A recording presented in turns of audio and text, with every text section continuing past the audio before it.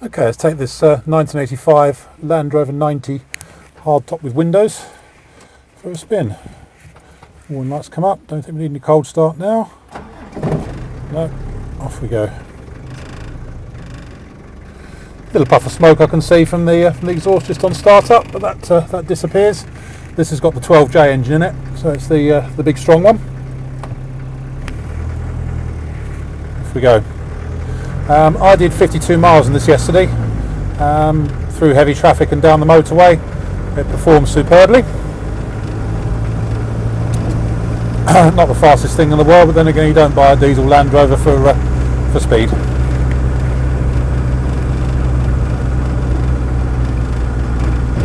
It trundles along quite happily. Seems to be a nice, dependable vehicle. Let's go out to the main road.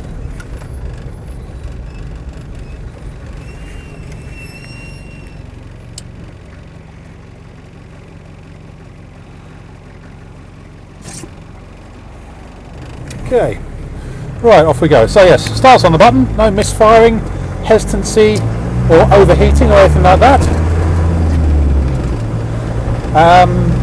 Motor feels nice, so it's not a nasty smoky pig. In fairness, most of these 2.5s aren't, they just puff a bit on startup. Speedo's showing 6295 miles. It looks like a new Speedo's been put in. Looking at the old MOTs, it looks like the previous Speedo failed somewhere around the 100,000 mark, and it's been this one looks like a replacement one's been put in. So I think it's probably done about 107, 108,000 miles. Can't guarantee that. We are going to sell it as mileage known incorrect, because strictly speaking the odometer isn't showing its correct mileage. But it's had one owner since I think 1999 from memory, and I had very few owners all round actually. So nice motor, clutch is fine on it, gearbox is good, there's no synchro issues or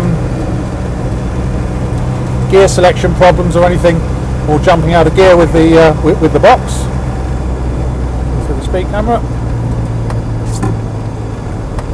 It has power steering, this one.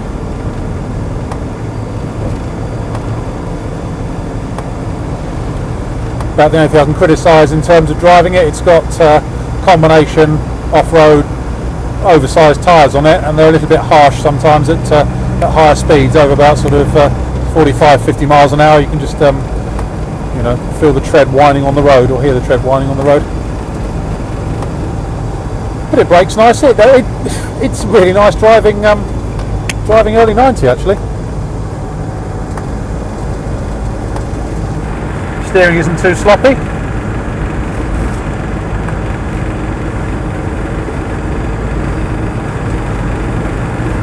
As I say, it performed faultlessly yesterday. It's continuing to do so. The only thing I don't think is working is the low fuel warning light. It got down to the red zone earlier on. As a precaution, I put some fuel in it, so I didn't want to run out. But I suspect the low fuel warning light isn't working the way it should, because normally they flicker on and off once you go below about a quarter of a tank. It's got a radio cassette, old style one, but it does work. 2 cloth seats in the front. You could put the third one in the middle there, there's nothing there at the moment. In front of us here we've got Speedo, which is working nicely, temperature gauge, which always sits around the halfway point, fuel gauge which is working, a blank there, and that's about it really. Obviously you can see the wipers are working fine.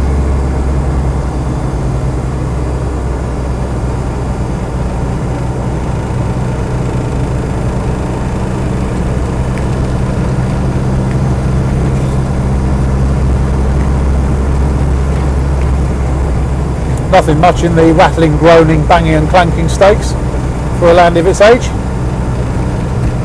Just gets on with the job really.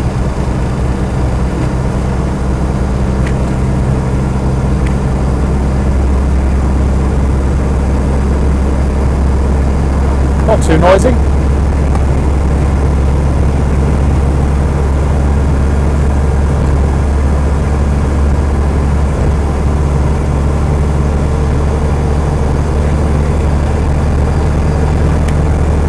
about 50 there. I think we'll just slow down now as we're coming into the 30 zone. But yeah, you know, it's fine. It tracks nice and straight, no problems there.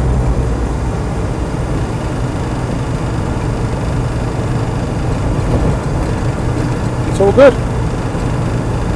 Yep. It's the road that bends, not the car. I think if you're looking for a decent early 90 diesel, you've probably found it. My name's Simon. You can reach me on 0771 906 9353 or in the office on 0118 946 3352 if you've got any issues or queries with regard to this 1985 Land Rover 90. End.